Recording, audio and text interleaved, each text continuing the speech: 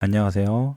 프롱크 목사님의 도르트 신조 강해 북토크 그 네 번째 설교를 다루는 세 번째 시간입니다.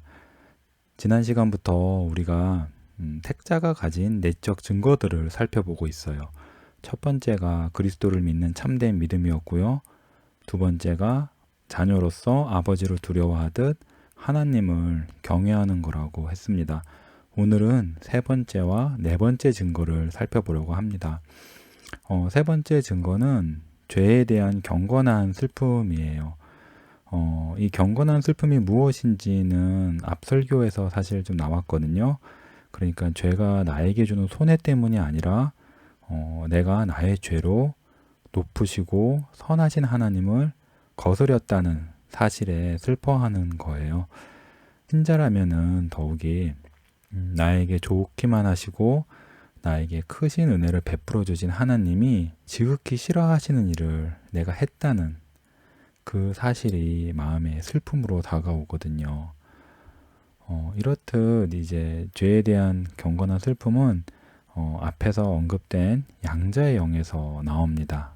그러니까 하나님을 나의 아버지로 알지 않고서는 죄에 대해서 이렇게 슬퍼할 수가 없는 거죠. 프롱크 목사님은 이 설교에서 이런 경건의 슬픔의 예를 두 가지를 드십니다. 하나는 시편 51편에 나오는 다윗의 고백이죠. 4절에서 다윗이 이렇게 고백합니다. 내가 주께만 범죄하여 주의 목전에서 악을 행하였사오니. 두 번째는 베드로가 주님을 3번 부인하고 슬퍼하는 것이죠. 목사님의 다른 설교에서도 이 부분을 언급하시는데요. 거기서는 베드로가 예수님을 부인하고 예수님과 눈이 마주쳤을 때 그 예수님의 사랑의 눈빛에 마음이 녹아서 회개했다고 그런 식으로 말씀을 하셨어요. 그러니까 이 경건한 슬픔 역시 양자의 영과 마찬가지로 하나님이 나에게 주신 사랑과 은혜가 동기가 됩니다. 나를 사랑하신 하나님을 거스르는 것이 바로 죄라는 것을 알고서 이러한 죄를 애통하는 거죠. 목사님은 이런 경건한 슬픔을 겪는 때를 두 가지를 말씀하세요. 하나는 우리가 맨 처음 회심할 때고, 그리고 나머지 하나는 우리가 신자로서 사는 동안 계속해서 경험하는 애통을 말합니다. 그러면서 신자가 이제 삶에서 회개하는 경우의 예를 하나 드시는데요. 이제 우리가 둔감한 마음 가운데 있다가 회복되는 그런 얘기입니다. 그 부분을 한번 제가 읽어볼게요. 그대가 비교적 마음이 차갑고 둔하여서 설교를 들어도 감화가 없는 시기를 지날 때 내가 과연 성령 하나님의 역사하심에 대해서 아는 것이 있을까? 라고 물으실지 모릅니다. 그러던 어느 날 갑자기 예상하지도 못했는데 아마 잠자리에 들기 전 하나님 앞에 무릎을 꿇었을 때 지나간 날들과 지나간 날들에 지은 여러 죄가 보이더니 주님께서 그대를 갑자기 울도록 하십니다. 그러면 기쁨과 함께 슬픔이 찾아옵니다. 내가 얼마나 비참하고 불쌍한 존재인지를 알아서 슬픕니다. 그러나 내 마음에 있던 얼음이 하나님의 사랑으로 깨어진 것 때문에 기쁩니다. 이것이 바로 삼위 하나님의 선택하시는 사역의 증거들입니다. 이렇게 설교를 하셨어요. 이 말씀이 참 마음에 와 닿습니다. 이런 경험이 있으시지 않나요? 우리가 이제 신자로 살면서 죄와 싸우죠. 그쵸? 우리가 거듭날 때 하나님께서 죄를 미워하고 죄와 싸우려는 마음을 주십니다. 그래서 우리가 이제 늘 깨어있고 죄를 짓지 않으려고 애를 많이 써요. 물론 이제 늘 그런 건 아니죠. 그쵸? 근데 특별히 이제 회심한 처음 그 첫사랑 때 아니면 이제 개인의 부흥회 때 개인이나 아니면 교회가 부흥할 때도 함께 다 같이 이렇게 깨어서 열심을 내는 때가 있습니다. 그런데 이제 그러다가도 이제 실패하고 넘어질 경우 낙담하죠. 그쵸? 되게 하나님과의 은혜로운 교제 가운데 높은 영적 상태에 있었는데 이런저런 죄와 시험에 넘어질 때가 있습니다. 그러면은 낙담하면서 망하게 되었다는 그런 생각이 들고 주님 앞에 이렇게 감히 설 수 없는 그런 양심의 가책과 부끄러움이 있어요. 그런데 이렇듯 내가 나의 노력으로 죄를 죽이려는 시도를 하다가 실패했을 때 그냥 하나님께서 은혜로 죄를 죽여주시는 그런 경험이 있지 않나요? 저는 신앙생활의 초창기 회심하고 나서 한 2년 됐을 땐가 그때 하나님께서 이런 식으로 나의 노력이 실패했을 때 하나님께서 내 안에 예상하지도 못한 은혜로 주신 그런 때가 있었어요. 그 기억이 되게 깊이 마음에 남아 있습니다. 그 전까지는 저는 죄를 죽이는 것, 죄와 맞서 싸우는 것이 나의 수고와 열심으로만 되는 줄 알았어요. 그러다가 이렇게 하나님께서 나는 실패했을 때 하나님께서 내 안에서 하나님의 그 능력과 은혜로 죄를 죽여주시는 거를 경험을 했죠. 하나님의 은혜라는 게 이런 거구나. 하나님의 능력이라는 게 이런 거고 신자의 삶이라는 게 나의 물론 우리가 노력을 해야죠. 그렇죠? 노력을 해야 돼요. 열심히 깨어 있어야 되지만 그거에 달린 건 아니거든요. 우리가 이제 영적으로 뒤로 물러서서 둔하고 답답하게 살다가 주님께서 예상하지도 못한 때에 다시 회복시켜 주시고 하시는 일들이 있어요. 그러면서 이제 신자들이 배우는 거죠. 되게 중요한 교훈을 배웁니다. 하나님의 백성이라면은 천국에 들어가기 전에 이 땅에서 반드시 배워야 할 것들이 있는데 그 중에 이런 게 하나죠. 그래서 하나님이 나를 늘 기억하시고 나의 힘이 떨어졌을 때도 하나님이 나를 도우신다. 하나님이 나를 버리지 않으시고 늘 나를 지켜보신다. 한동안 나를 좀 내버려 두시는 것 같다가도 하나님이 나를 다시 붙들어서 하나님께로 이끌으신다. 라는 것들을 깨닫죠. 그래서 이런 경험이 이제 점점 쌓일수록 하나님이 나를 구원하셨고 그러니까 내 안에서 크신 일을 시작하셨고 그 내 안에서 시작하신 그 크신 일을 나의 구원을 하나님께서 완성하시리라는 확신을 하게 되죠. 이제 초신자분들은 이런 게 좀 없어서 불안할 수 있어요. 내가 정말 진짜로 믿는 건지, 내가 정말 거듭난 건지 아닌지, 내가 나를 속이는 건 아닌지라고 이렇게 불안할 수 있거든요. 그런데 이렇게 신앙생활을 하는 동안에 하나님께서 이런 경험들을 주십니다. 그래서 내가 정말로 거듭났고 하나님이 나를 계속 도우시는구나.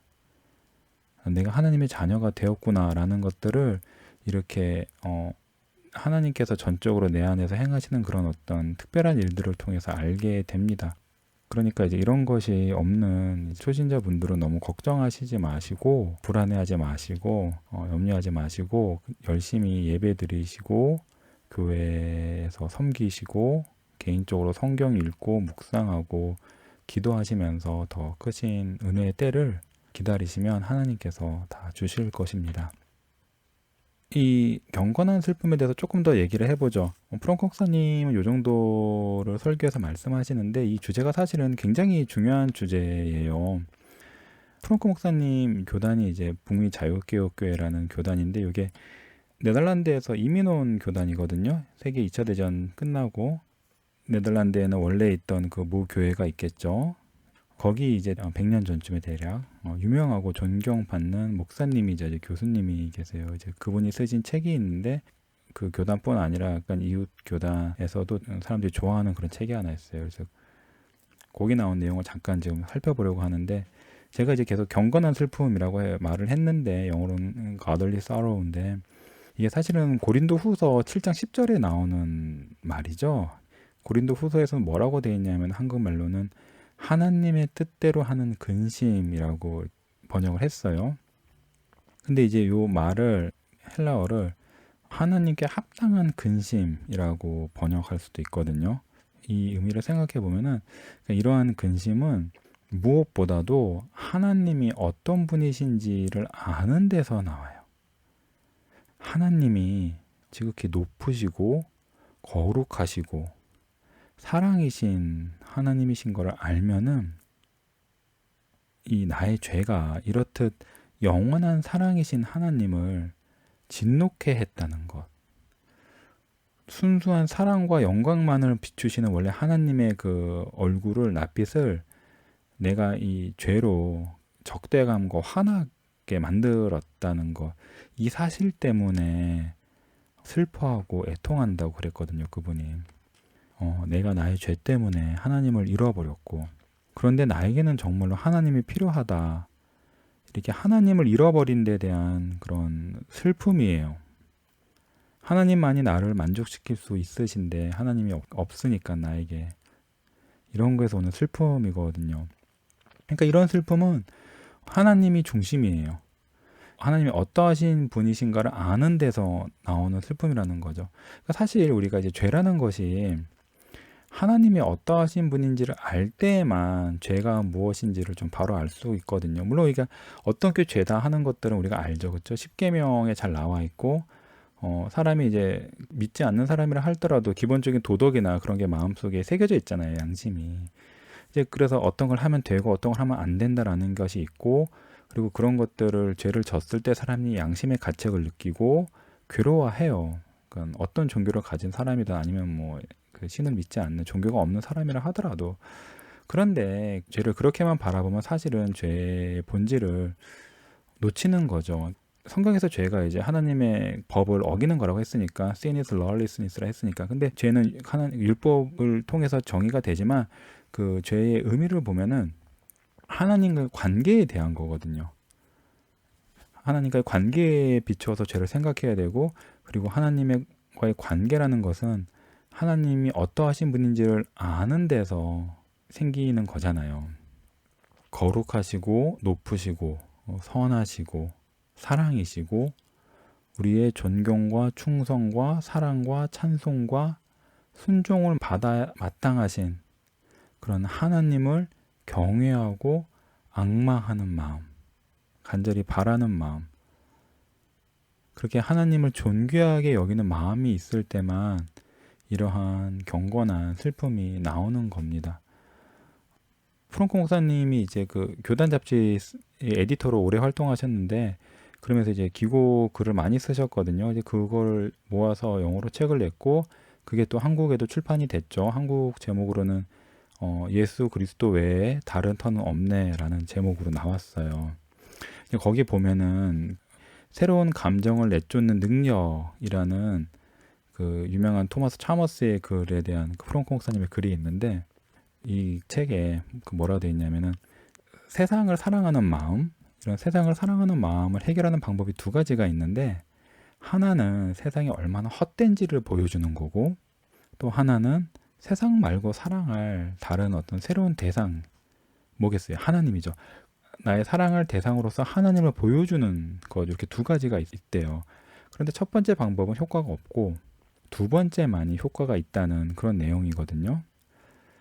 물론 이제 신자가 죄가 얼마나 더러운지를 보는 거는 필요해요. 근데 그것만으로는 안 돼요. 그것만으로는 안 되고 우리는 그 어떤 하나님의 아름다우심을 봐야 되고요. 그리고 우리가 그리스도의 은혜와 사랑을 보아야지만 이런 사랑과 은혜를, 하나님의 사랑과 은혜를 내가 못 누리도록 막는 그런 죄를 미워하고 슬퍼할 수가 있죠. 우리가 단지 이제 내가 죄를 지었다라는 양심의 가책은 성령님의 참된 구원 사역이 없어도 사람이 가질 수 있어요. 근데 아무리 내가 죄 때문에 크게 괴로워하고 깊이 괴로워하고 울고 근심하고 자신을 낮춘다 하더라도 그게 구원받은 증거가 되지 않을 수 있거든요. 내 양심의 가책만 있지 어떤 하나님과의 관계에 비춰 생각하지 않고 내가 죄를 지었다는 그 사실만으로 우는 거는 자기 의의 발현이거든요. 이런 걸 잘 구별하셔야 돼요. 그래서 내가 죄 때문에 애통한다고 해서 반드시 내가 거듭났다라고 착각하시면 안 돼요. 물론 그게 있어야 되지만 그것과 더불어서 그 내 안에 어떤 하나님을 향한 갈망, 앙망과 그런 하나님을 높이고 싶은 마음. 그런데 죄가 나를 하나님에게서 분리시키고 그리고 죄가 지극히 거룩하신 그런 하나님께 반역하는 거고, 그 어떤 하나님의 그 어떤 그 완전하시고 선하시고 그런 것들을 깨트리는, 물론 하나님의 그걸 깨트릴 수는 없지만 하여튼 그 어기는 그런 거라는 데서 오는 그런 슬픔이 있어야 돼요. 그게 참신자가 갖는 참된 그 애통과 회개의 특징 중에 하나거든요. 그래서 이런 마음이 자기 신에게 있는지 살펴보시면 좋겠습니다. 그러니까 이런 마음이 있잖아요. 하나님의 거룩하심을 알고 하나님의 사랑을 알고 죄를 그런 하나님에 대한 반역과 어떤 그런 offense로 알아가지고 애통하는 이런 마음이 거듭나지 않는 사람에게 이게 생길 수가 없죠. 성령 하나님께서 하나님께서 죄인의 마음에 영혼에 찾아오셔야지만 이런 마음이 생기거든요. 그렇죠. 하나님의 은혜가 우리 마음에 비춰야지만 이런 감정이 생기기 때문에 이런 경건한 슬픔이 하나님께서 우리 마음에 역사하시기 시작하셨다는 증거가 됩니다. 자, 그럼 이렇게 죄에 대한 경건한 슬픔이 있는 사람은 어떻게 할까요? 두 가지를 살펴보겠습니다. 하나는 이제 다음에 다룰 그런 택자의 표준과 연결되기 때문에 다음에 말하고요. 여기서 말할 거는 먼저 바로 죄에서 도망가는 거죠. 하이델베르그 유리문답 33주에 보면 회심 또는 회개를 말하면서 크게 두 가지를 말하거든요. 하나는 옛사람이 죽는 거고 하나는 새사람이 사는 거예요. 각각 또 두 가지로 나눠져요. 그 중에서 이제 옛사람이 죽는 것이 뭐냐고 했을 때 이렇게 말하죠. 하나님을 진노케 한 우리의 죄를 진심으로 슬퍼하고 더욱 미워해서 죄를 피해 도망가는 것입니다. 이렇게 말을 했어요.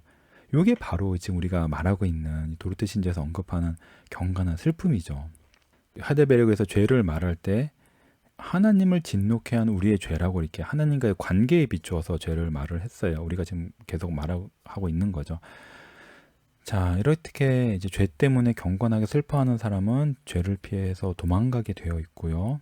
도망갈 수밖에 없겠죠. 자기와 하나님과의 그 사랑의 달콤한 교제를 막는 건데요. 그리고 또 하나님이 나에게 비추시는 그 어떤 낯빛, 호의라 그래야 되나요? 영어로 favor인데 그거를 내가 못 느끼도록 막는 거니까 그거를 피하고 싶어 합니다.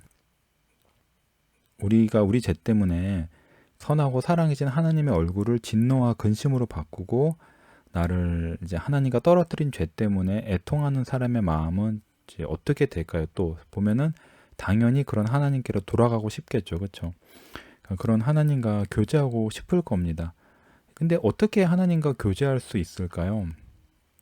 나에게 의로움이 있어야 되거든요. 나의 모든 죄가 용서받고 없어져야 되고 나에게 의로움이 있어야 돼요. 의로움이 없이는 하나님과 교제할 수 없습니다. 하나님은 거룩하시고 의로우신 분이시니까요. 근데 문제는 뭐냐 하면은 나에게 그런 의로움이 없죠. 하나님이 요구하시는 완전한 의로움이 나에게 없습니다. 그러니까 하나님과 교제를 못하는 거예요. 하나님 앞에 나아갈 수 없는 거예요. 그러니까 하나님께 나아가기 위해서 하나님과 교제하기 위해서 하나님의 낯빛을 보기 위해서 느끼기 위해서 의에 줄이고 목말라 하게 되는 거죠. 간절하게요. 시편에서 말하듯 사슴이 시냇물을 찾아 갈급한 것처럼 주를 찾아 갈급하고 주가 주시는 의로움에 갈급하게 됩니다. 근데 복음이 뭐예요? 복음이 하나님이 원래 주신 의로움을 다 잃어버리고 또 우리가 행위 언약을 따라서 율법을 다 지켜서 이루어야 했던 그런 영생을 주는 의로움마저도 없는 그런 사람들에게 하나님께서 자비와 긍휼과 은혜와 사랑이 넘치는 하나님께서 하나님의 의로움을 주신다. 이게 복음이잖아요. 복음에는 하나님의 의로움이 나타난 거죠. 근데 하나님이 죄인에게 의로움을 주실 때는 하나님이 본래 가지신 그런 의로움을 주시는 게 아니라 하나님의 아들 이 사람의 몸을 입고 이루신 그 의로움을 주시는 거죠. 그러니까 그리스도의 의로움을 주시는 겁니다. 그러니까 이렇게 죄 때문에 애통하고 죄 때문에 끊겨진 하나님과의 관계를 회복하고 싶은 사람은 바로 그리스도의 의로움에 줄이고 목마르게 되는 거죠.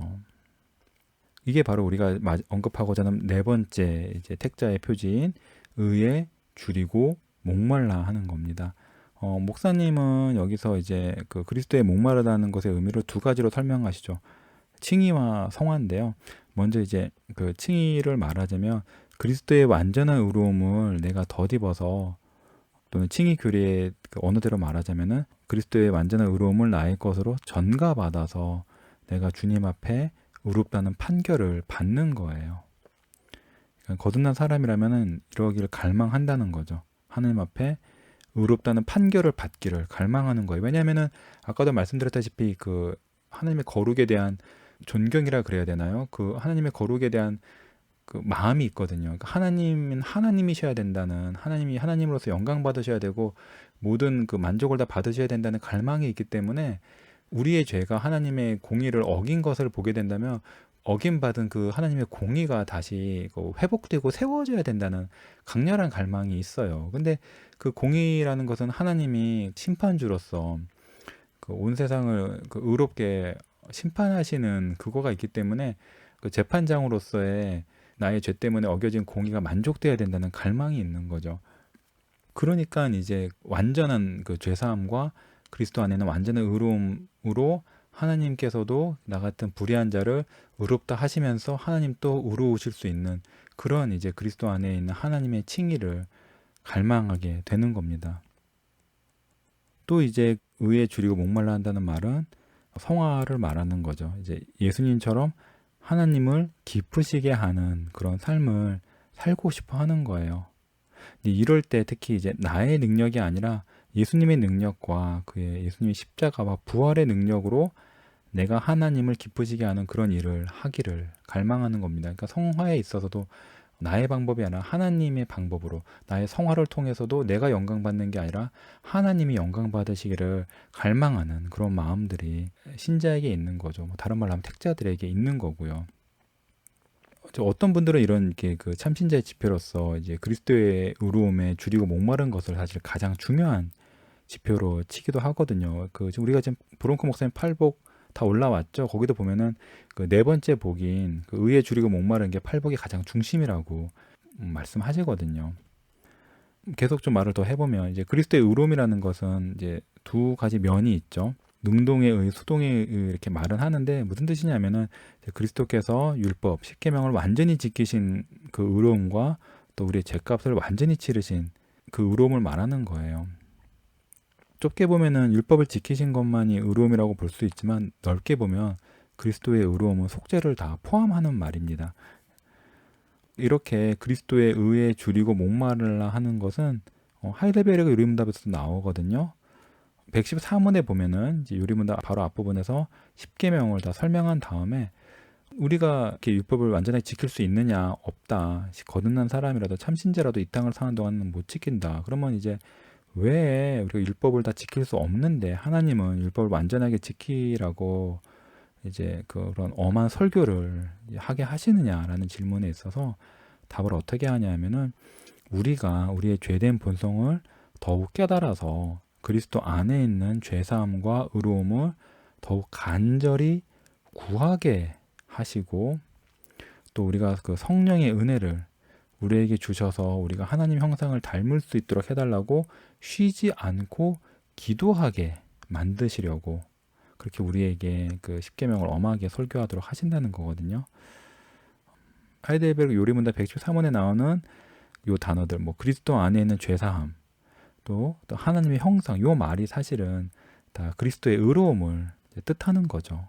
그러니까 하이델베르그 요리문답 113호는 다른 말로 표현하면은 우리가 그리스도 안에 있는 의로움을 더 간절히 바라게, 갈망하게 하기 위해서, 더 목말라하게 하기 위해서, 목말라 하면서 그 성령께서 그리스도의 의로움을 우리에게 몸과 영혼에 적용시켜 주시기를 간절히 바라는 그런 마음이 있는 거죠. 그러니까 요 113호는 사실은 그 삼부 감사, 그러니까 율법에 대한 거지만 사실은 그리스도의 사역과 성령의 적용 요 두 가지가 굉장히 그 중요한 저기 신앙의 그 기둥 두 가지가 다 담겨 있는 거고 그거를 간절히 바라는 그 신자의 그 마음의 어떤 그런 그 실질적인 실제적인 그런 내용이 들어가 있는 거예요. 113원에 굉장히 중요한 여기 문답입니다. 이 부분이.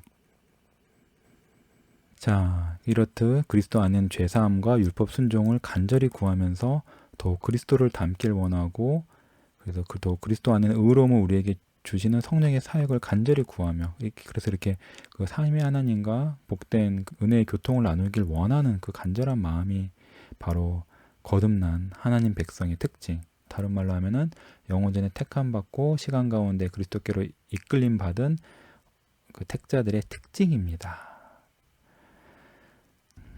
이런 주님과 목마름이 있으신가요? 아니면은 자기의 신앙생활과 영적 상태에 꽤 만족하고 계신가요? 바리새인은 자기 신앙생활에 꽤 만족했죠. 그렇죠? 그러면서 하나님께 감사했어요. 하지만 이런 감사에도 불구하고 그리스도께서는 바리새인이 하나님께 의롭다 하심을 받지 못했다고 말씀하십니다. 참신자에게는 계속해서 목마름이 있어요. 우리가 다른 것들을 성취해 나갈 때는 만족감, 내가 어떤 성취감들이 계속 있고 자기 상태에 대해서 뭐를 이룰수록 자기 상태에 대해서 만족이 있습니다. 하지만 참신자는 그렇지 않아요. 참신자에게는 계속해서 그리스도와 교제하려는 목마름이 있죠. 성화에 있어서 내가 진보를 이룬다 하더라도 자신의 죄악된 본성을 더 많이 보면서 더욱더 그리스도 안에 있는 의로움이 나에게 성령으로 적용되기를 갈망하는 마음이 계속 있어요. 하나님의 거룩하심을 점점점 보게 되기 때문에 그리스도의 완전함이 나에게 칭의로서나 성화로서 오기를 더욱더 갈망하게 되죠. 하나님께서 이제 예배나 개인 기도나 성경 읽기, 묵상 등을 통해서 그리스도의 의로움으로 구하는 신자를 채워주시지만 그리스도의 의로움이라는 것은 맛보면 맛볼수록 만족하면서도 더욱더 주시기를 갈망하게 되어 있습니다. 이런 갈망이 도르트 신조 강의를 같이 공부하는 모든 분에게 있으시기를 바랍니다. 자, 여기까지 이제 그 참신자의 4가지 지표들을 살펴보았습니다. 어찌 보면은 이 4가지는 믿음과 회개라는 2가지 말로도 요약해 볼 수 있겠죠. 다른 말로 하면 또 이제 믿음과 회개가 무엇인지가 요 그 참신자의 지표 4가지 우리가 살펴본 데서 더 잘 설명되어 있습니다. 이런 것들을 우리 안에 발견할 때마다 우리가 선택받았음을 확신할 수 있습니다. 왜냐하면은 이것이 거듭나지 않는 사람에게는 있는 게 아니거든요. 하나님의 사역일 수밖에 없는 거거든요. 그러니까 하나님께서 내 안에 일을 시작하셨다는 증거가 되고, 하나님께서 내 안에 일을 시작하셨단 말은 하나님께서 영원 전에 그렇게 하시기로 다 계획하셨다는 말이에요. 그리고 계획하시는 거는 단지 나이가 어떤 걸 하는 반응이나 조건을 보고 이렇게 하신 게 아니라 하나님께서 전적으로 은혜로 택하신 겁니다. 우리 안에 뭔가 선한 게 있어서가 아니라 하나님 은혜로 택하시고 우리에게 좋은 것들을 주시기 위해서 그리스도께서 십자가의 죽으심과 순종으로 그 구원의 기초를 닦으신 거죠. 이 4가지가 여러분들에게 있으신가요? 이 4가지 또는 이제 팔복등에서 발견되는 더 많은 표징들이 나에게 있는지는 정말로 중요하게 생각하고 살펴보셔야 해요. 자신을 속이면 안 되거든요. 적지 않은 그 신자들이, 교회 다니시는 분들이 이런 자기 살핌을 하지 않고 그냥 자기가 하나님 나라의 백성이고 자기가 구원받았고 천국에 갈 거라고 안일하게 생각하십니다. 왜냐하면 기독교 신앙이 자기에게 너무 익숙하거든요. 다 남들이 하는 대로 내가 하고 있거든요. 그런데 성경에서는 분명히 자기가 천국 갈 줄 알고 있다가 마지막 날에 그렇지 않다는 것을 알게 될 사람들의 이야기가 여러 번 나옵니다. 그러니까 우리가 하나님께 정직한 마음을 달라고 기도해야 돼요. 예레미야서 17장 9절에서 만물보다 거짓되고 심히 부패한 것은 마음이라 누가 능히 이를 알리오마는 이라고 하나님께서 말씀하셨거든요. 나의 그 기준으로는 나의 본 모습을 알지 못해요. 내가 아무리 내 속을 찾아봐도 알지 못해요. 하나님께서 우리 비추어 주셔야 됩니다. 하나님, 모든 것을 다 아시는 하나님께서 하나님 보시는 대로 우리가 어떤 사람인지를 조금이라도 보여주셔야 해요. 이런 걸 알았기 때문에 다윗이 이렇게 시편 139편에서 기도한 거죠. 23절과 24절에 나오는데, 하나님이여 나를 살피사 내 마음을 아시고 나를 시험하사 내 뜻을 아옵소서. 내게 무슨 악한 행위가 있나 보시고 나를 영원한 길로 인도하옵소서 라고 기도했죠. 그러니까 하나님이 모르시는 거를 보시란 말이 아니라 하나님이 보시는 그대로 나에게 알려달라는 기도입니다. 우리가 이렇게 기도한다면 하나님께서 이제 알게 해주실 겁니다. 하나님께서 우리 안에 행하신 거룩하고 크신 은혜의 일들이 있다면은 우리도 그걸 알게 하셔서 우리의 마음을 위로하시고 우리에게 택함 받았다는 기쁨을 주실 것입니다. 만약에 우리에게 이런 것이 없다면은 어쩌면 이제 두려움과 근심을 우리가 겪게 하시겠지만 동시에 또 우리에게 이런 것들을 갈망하는 이제 마음을 주실 것입니다. 그래서 우리가 하나님께 이런 것들을 달라고 이제 구하게 하실 것입니다. 마무리를 하죠. 그러니까 다시 한번 말씀드리지만 이 모든 그 택감 받은 사람들의 지표, 참신자들이 맺는 열매나 그 표징들은 그리스도께서 당신의 순종으로 당신 백성을 위해서 얻으셔서 당신의 성령으로 베푸시는 구원의 복들이지 우리가 구원받기 위해서 행해야 되는 조건들이 아니에요. 우리가 이런 것들을 이제 없는 게 내 안에서 이제 드러난다 하더라도 그것들을 내가 이제 없으니까 없는 데 있어야 되니까 내가 이런 것들을 만들어야겠다라고 스스로 이제 만들어내려는 노력을 하시는 위험에 빠지시지 않으셔야 됩니다. 또 반면에 또 이런 것들이 안 보일 때 그런 것 좀 없어도 돼 라고 하고 무시하는 그런 안일함에도 빠지시지 않기를 바랍니다. 이런 것들 반드시 있어야 됩니다. 이런 것들이 없이는 천국에 들어가지 못합니다. 하지만 이 모든 것마저 구하기만 하면 거저 주신다는 것이 우리가 받은 복된 복음이고요. 정말 깊은 소식입니다. 그래서 믿음으로 다 구하셔서 받으셔가지고 기쁨을 누리시고 또 하나님을 찬송하시고 또 이런 것들이 그리스도 안에 있는 이런 여러 가지 참신자의 그런 특징들을 더욱더 많이 받아 누리시면서 이 것들 안에서 자라나시기를 기도합니다.